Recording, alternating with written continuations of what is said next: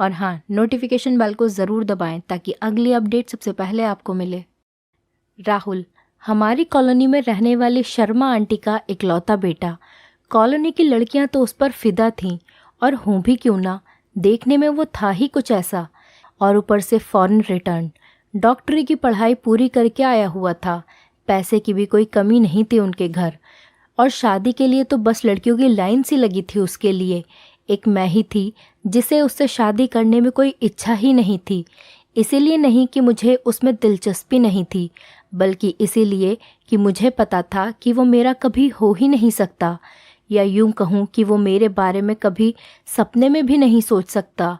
और इन सब के पीछे की बस एक ही वजह थी, और वो थी मेरा सांवला रंग। आंखें बड़ी बड़ी, सीधे लंबे बाल, पर बस एक ही दाग था, वो था मेरा सांवला रंग। और सोचने वाली बात ये थी कि डॉक्टर राहुल मुझे क्यों पसंद करेगा। देखा जाए तो बाकी सारी लड़कियां देखने में मुझसे कई ज़्यादा सुंदर, पढ़ी लिखी और अमीर थीं, और मैं एक सामान्य परिवार से। एक दिन मुझे कुछ ठीक नहीं लग रहा था। मैंने कहा, चलो डॉक्टर को दिखा कर आते हैं। मैं तैयार हुई और माँ मुझे राहुल के क्लिनिक पर ले आई। मैंने कहा, माँ तुम मुझे यहाँ क्यों लेकर आई हो? इनकी फ़ीस तो बहुत ज़्यादा है। माँ ने कहा, चुप रहो तुम, इसी बहाने वो तुम्हें देख भी लेगा। क्या पता तुम उसे पसंद आ ही जाओ। ये सुनकर मुझे समझ नहीं आ रहा था कि मुझे इस बात पर खुश होना चाहिए या फिर बुरा लगना चाहिए। कितनी नामुमकिन सी बात थी। और फिर हम दोनों अंदर गए। माँ ने अपनी पहचान बताई कि वो राहुल के पापा के दोस्त की पत्नी है। राहुल ने भी कहा, हाँ पहचाना मैंने।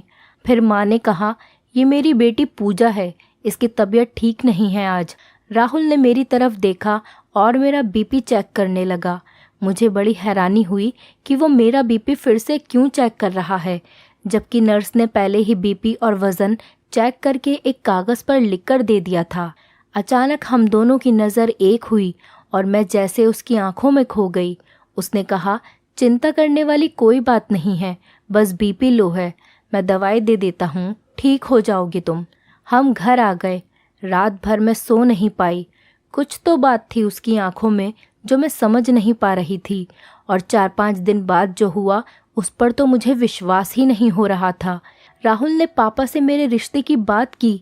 मैं हैरान भी थी और खुश भी।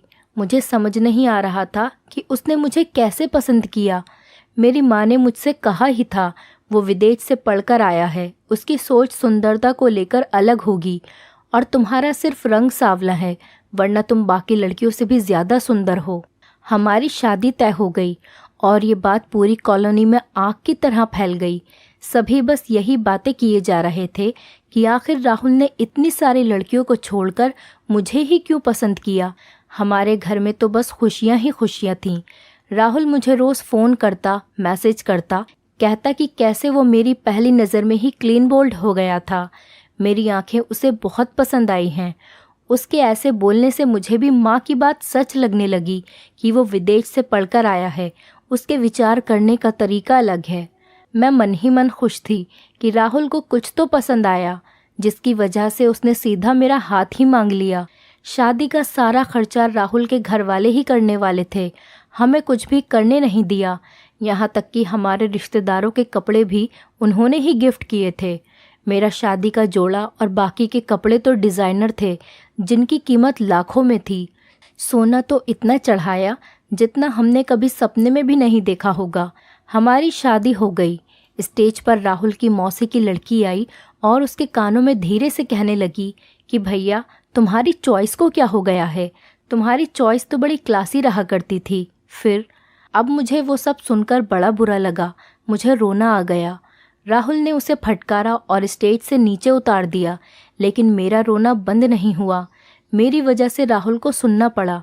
शादी हुई और मैं राहुल के घर पहुंची, और उसे घर तो कहा ही नहीं जा सकता था, वो तो पूरा महल था। वहां पहुंचने पर मुझे राहुल के कमरे में बैठा दिया गया। थोड़ी देर में राहुल कमरे में आया, पर मैं मौसेरी बहन के शब्द भूल ही नहीं पा रही थी।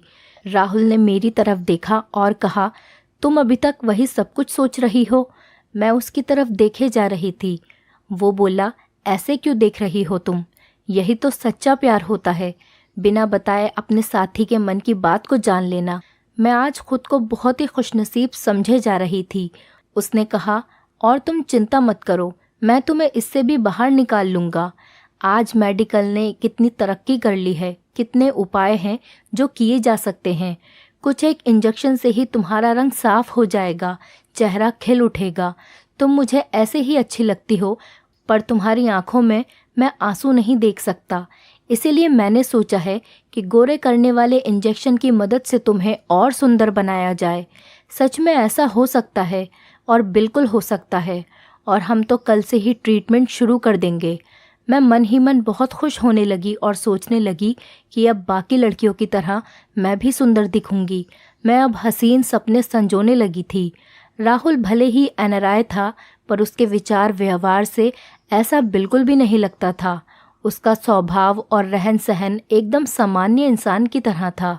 दूसरे दिन राहुल ने कहा कि उसकी डॉक्टर से बात हो गई है और वो आज रात से ही इंजेक्शन देना शुरू कर देगा और 10 दिन में ही मुझे फ़र्क दिखने लगेगा। मैं खुद को आईने में ही देख रही थी कि उतने में राहुल आया और उसने मेरा हाथ पकड़कर कहा, तुम मुझे वचन दो कि तुम इस ट्रीटमेंट के बारे में किसी को भी नहीं बताओगी। मैं नहीं चाहता कि लोग इस बात को लेकर तरह तरह की बातें बनाएं। उस रात राहुल ने मुझे पहला इंजेक्शन दिया और मुझे नींद आ गई। सुबह उठी तो मेरे पेट में बहुत दर्द हो रहा था।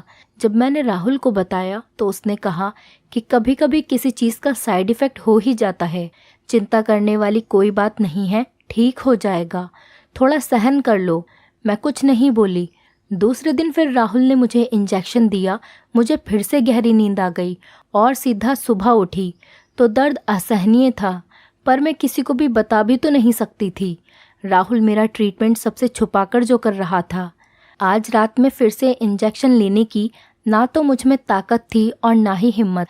मैंने सोचा कि अगर एक दिन इंजेक्शन नहीं लिया तो कुछ ज़्यादा फ़र्क नहीं पड़ेगा, राहुल को बुरा न लगे, इसीलिए मैंने वो इंजेक्शन बदल दिया और उसकी जगह ताकत का कोई इंजेक्शन रख दिया। राहुल ने मुझे इंजेक्शन लगा दिया और मैंने आंखें बंद करके सोने का नाटक किया। उसे लगा कि मैं गहरी नींद में सो रही हूँ। उसके बाद जो उसने मेरे साथ किया उससे मेरे शरीर पर रोंगटे खड़े हो गए। ऐसा कोई किसी दुश्मन के साथ भी नहीं करेगा जो राहुल मेरे साथ पत्नी होने के बावजूद कर रहा था। मैं झट से उठकर बैठ गई और राहुल के चेहरे का रंग ही उड़ गया था। वो हैरान होकर बोला, तुम अभी तक सोई नहीं? मैंने गुस्से में पूछा, ये क्या कर रहे थे तुम राहुल मेरे साथ, और क्यों? पहले तो उसने मुझसे झूठ बोलने की कोशिश की और जब मैंने उससे कहा कि अगर मुझे सच नहीं बताया तो मैं सबको सब कुछ सच बता दूंगी, फिर जो उसने बताया उसे सुनकर मेरे पैरों तले ज़मीन खिसक गई और अब मुझे समझ आ रहा था कि क्यों उसने इतनी सुंदर और पढ़ी लिखी लड़कियों को छोड़कर मुझसे शादी की, क्योंकि मुझ जैसी सामान्य लड़की को वो सहज ही काबू में कर सकता था। लेकिन मैंने सोच लिया था कि अब चुप नहीं बैठना है। मैंने चिल्ला चिल्लाकर घर सिर पर उठा लिया और फ़ोन करके अपने मम्मी पापा को भी बुला लिया था। शादी के तीसरे दिन ही मैं अपने मायके आ गई। आस पड़ोस के लोग तरह तरह की बातें बनाने लगे, जैसे कि सब कुछ मेरी वजह से ही हुआ हो। मेरे चरित्र पर उंगली उठाने लगे, पर मैं डरी नहीं और चुप भी नहीं बैठी। मेरी एक सहेली का पति वकील था, उसकी मदद लेकर मैंने राहुल के विरुद्ध एक केस फाइल किया। मेरी माँ ने मुझे रोकने की बहुत कोशिश की, पर मैंने सोच रखा था कि राहुल जैसे इंसान को उसके कर्मों की सज़ा तो मिलनी ही चाहिए, उसका असली चेहरा सभी के सामने आना चाहिए। केस की तारीख आई, सारी मीडिया जमा थी वहाँ। मैंने कोर्ट में राहुल की सारी हरकत बताई। दरअसल राहुल पहले से ही शादीशुदा था। उसने विदेश में ही एक लड़की से शादी कर ली थी और वो उससे बहुत प्यार भी करता था, लेकिन वो लड़की माँ नहीं बनना चाहती थी, जिससे कि उसके शरीर पर कोई फ़र्क पड़े। और राहुल चाहता था कि उन दोनों का एक बच्चा हो जो इस दुनिया में आए। इसके लिए उसने मेरा इस्तेमाल किया और जानबूझकर मुझ जैसी गरीब और सांवली लड़की से शादी की। उसे उन दोनों का बच्चा मेरे गर्भ में बढ़ाना था। वो बच्चा पैदा होते ही बच्चे को लेकर मुझे तलाक देकर अपनी पत्नी के पास चला जाने वाला था। अपने देश में सैरोगेसी इल्लीगल होने के कारण और मेरी रजामंदी के बिना ही वो मेरे गर्भ में अपना बच्चा कैसे रख सकता था।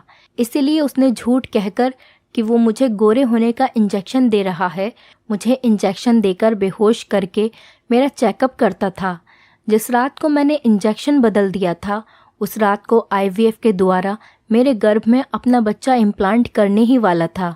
उसकी पत्नी को अगर बच्चा नहीं चाहिए था या फिर उसे उसका शरीर ख़राब नहीं करना था, पर इसका मतलब ये तो नहीं कि उन दोनों को मेरी ज़िंदगी बर्बाद करने का हक था।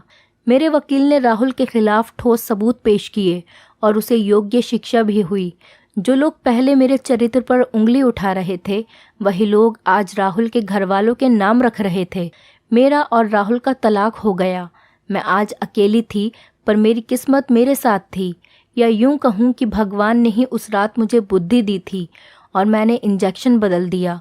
दोस्तों, ये कहानी हमें ये सीख देती है कि सभी माता पिता को अपनी बेटे के लिए अमीर लड़का ढूंढने के बजाय लड़का चाहे गरीब हो पर संस्कारी लड़का देखें, क्योंकि अगर 2 टाइम का खाना और सम्मान मिले तो कोई भी लड़की सुख शांति से रह पाएगी, लेकिन अगर इंसान ही खराब है तो वो कभी भी सुखी नहीं रह सकती।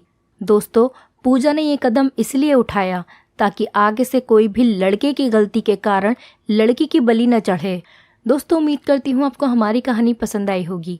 कहानी पसंद आई है तो वीडियो को लाइक करें, चैनल पर नए हैं तो चैनल को सब्सक्राइब करें